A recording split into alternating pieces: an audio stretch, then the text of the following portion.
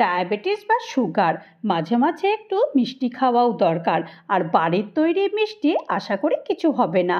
তো আজকে এই মিষ্টিটা অনায়াসে ডায়াবেটিস বা সুগার পেশেন্টরা তারা খেতেই পারে।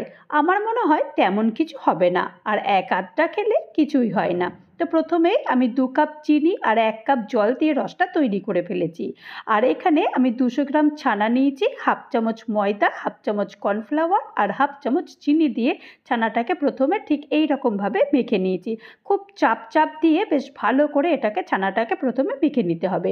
আর একটু ওই যে কালার দেবো বলে তো একটু পিঙ্ক কালারটা দিয়েছি। পিঙ্ক কালারটা আমার বেশ একটু ভালো লাগে, তো পিঙ্ক কালারটা দিয়ে 1 ভাগ মেখে নিয়েছি আর 1 ভাগ সাদাই রেখে দিয়েছি। তো এই পিঙ্ক ভাগটা যেটা আমি করেছি সেইটা এখান থেকে ছোট ছোট করে গুটি বানিয়ে নিচ্ছি। আর সাদাটাও এরকম বানিয়ে নিয়েছি। দিয়ে এরপর সাদা আর পিঙ্কের সঙ্গে ভালো করে বেশ একদম মেলবন্ধন ঘটিয়ে দিয়েছি, দিয়ে সবগুলো গোল্লা পাকিয়ে দিয়েছি। এরপর রস আগে থেকেই তৈরি করা ছিল, সেই রসের মধ্যে সব গোল্লাগুলো দিয়ে দিয়েছি। আর দেখুন কেমন একটা ফুটে উঠছে।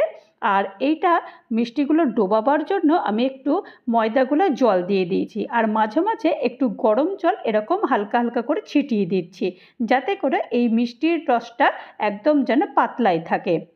তো এইরকমভাবে 15 থেকে 20 মিনিট বেশ ফুটিয়ে নিয়েছি। দেখুন মিষ্টিগুলো একদম কেমন ফুলে টইটুম্বুর হয়ে গেছে। আর একটু কেটেও দেখায় যে কেমন হয়েছে, তা নাহলে বুঝবেন কী করে মিষ্টিটা কেমন হয়েছে। ভালো লাগলো? অবশ্যই লাইক